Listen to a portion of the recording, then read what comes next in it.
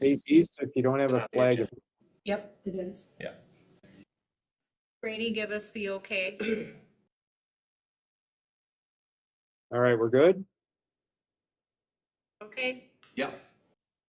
All right, I will call the January 27th meeting of the Board of Education to order. And at this time, would you please rise for the pledge?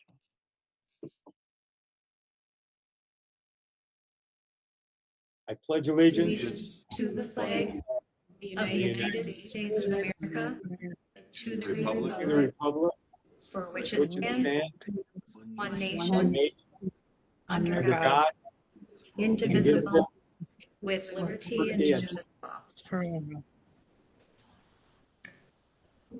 Thank you, and I will ask, Imagine 60 kids singing during COVID that way. Yeah, right. and I just, yeah, wow. COVID, yeah, okay. Lori, would you do roll call, please? Christopher Abel, In attendance. David Bowman, I'm here. Biff Hansen, Here. Ann Holson, Here. Mary Lofi Blahnik, Present. Keith No, Shaw- you're not. You're here. Carrie Trask. I'm here. Thank you. So, roll call done. We will move right away to our business for the night. Open enrollment, pupil service, pupils with disability information. Great, thank you. Just to provide a little background, beginning with the 2019-2020 school year, the reimbursement rate for pupils with disabilities who are open enrolled to a district changed.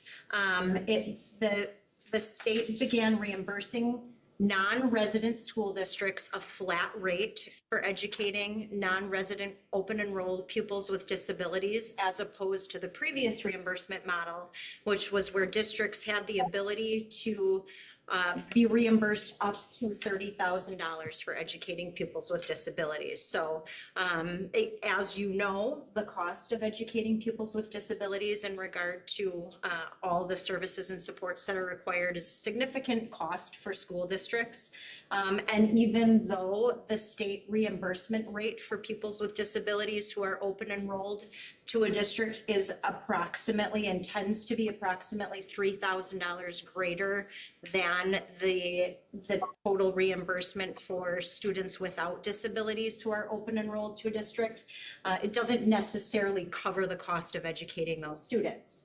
So when the state changed that reimbursement formula for school districts, they also began requiring that we determine, based on our projected caseloads and projected staffing for the next school year, we determine and make public our space availability for students with disabilities who would elect to open enroll in Manitowoc in January of the year before. And then that helps determine our funding, staffing, and then the services that we would be able to plan for and budget for the next school year. So it's a little bit of a background in case you're new to this whole process. We're legally required to have this conversation and have you vote on our space availability. Again, this is for students who have disabilities who would elect to open enroll in the Manitowoc Public School District for the 26-27 school year. There's basically the only requirement that the state provides is that we have a system for making these determinations. We worked closely with a group of network directors through CESA 7 to talk about how other districts are doing this. And in the last few years, we've landed on a formula that you have the matrix, our formula matrix. It basically becomes a workload matrix that evaluates the level of service and the level of need for students with disabilities that we project forward for enrollment for the 26-27 school year.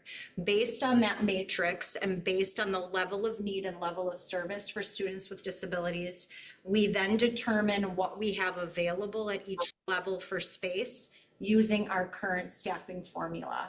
So that includes professional teacher staff. It does not include paraprofessional staff, as that professional staffing ratio is typically determined by level of need for students. So we're looking at our current teacher FTE in relation to what we have moving forward projected for the 26-27 school year. There should be a little key that you received that talks about the potentially the little I'm not sure why I'm escaping the words, but the little acronyms or initials that are used for each level. My apology for stumbling over my words there. And then there is a key that describes what minimal, moderate, extensive, and comprehensive support looks like, just to help with some of our special education acronyms that we utilize that are utilized throughout this chart. And then we have a student teacher score based on that workload matrix. So as you know, when we're talking about students with disabilities, we can't just look at numbers and caseloads, because one student's level of service is very different than the next. So it's easier to determine this student teacher score by looking at the level of service and the amount of needs that a student has as required by their IEP. Any questions about the process or the workload matrix? Okay, so then if you flip to the next 2 pages, this is a breakdown of all of our grade bands. So we have early childhood and 4K, our 3 and 4-year-old students who receive disabilities. An interesting little nugget about that number is that that number only grows as the school year progresses. So we have currently 22 special education evaluations in the hopper at the EC level. Those students, it doesn't mean all of them will qualify. It just means that there are 22 students that are being evaluated for special education services. If they qualify, then that number right now that we have projected to roll over jumps to 52 with the same number of staff. So as you can see, at our early childhood level, we are closed. We would not have any space available for students at the 3 or 4-year-old level to open enroll into our district. We know that we will also, as a more transient school district, have our own move-ins to move into the community.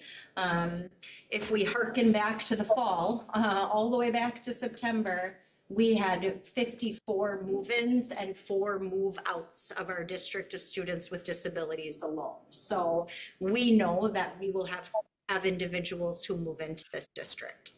The next 3 levels, we have elementary, intermediate, high school. Because of the transient nature of our community, I accounted for some move-in students at those levels to know that we will have that. So I took,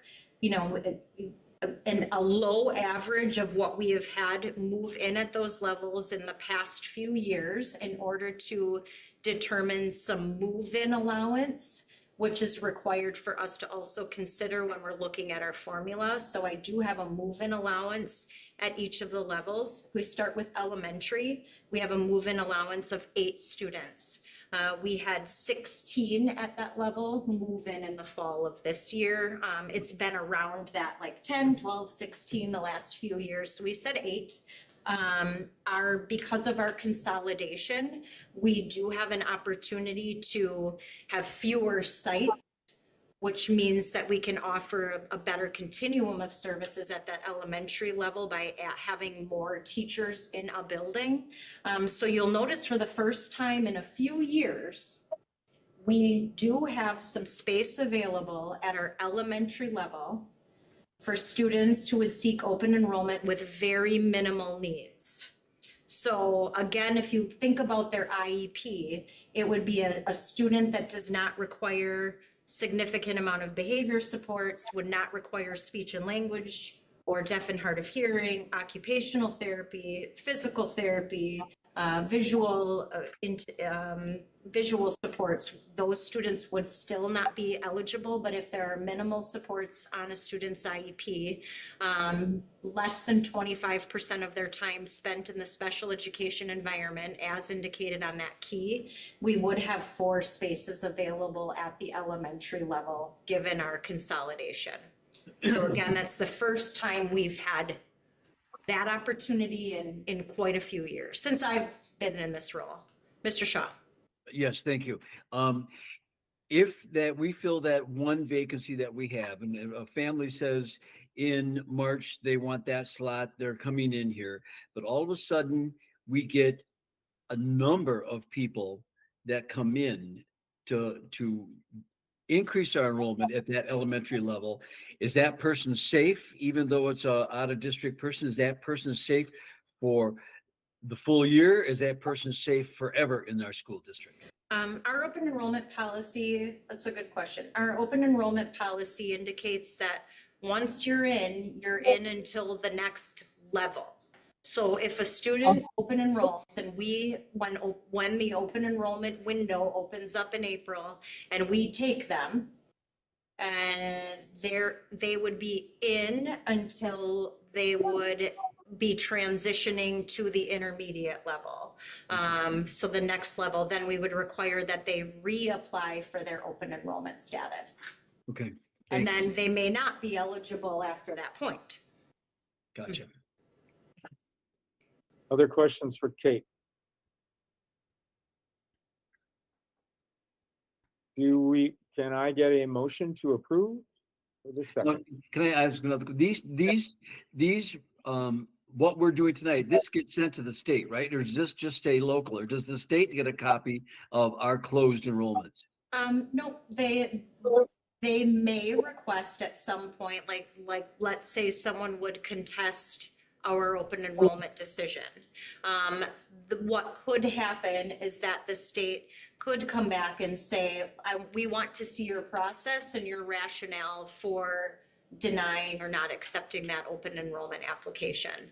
But again, the better the system, the more consistent those decisions are made, the better ability for our team to review an IEP as it comes in, because that is required.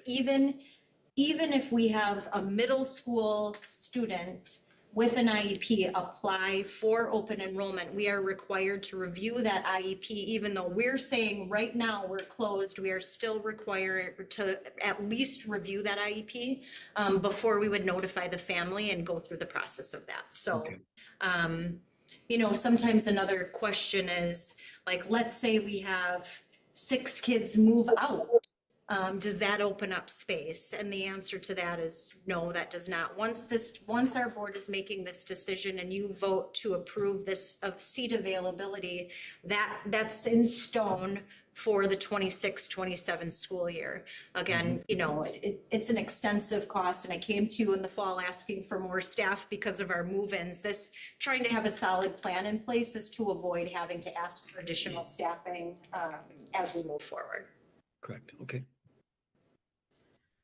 Anything else?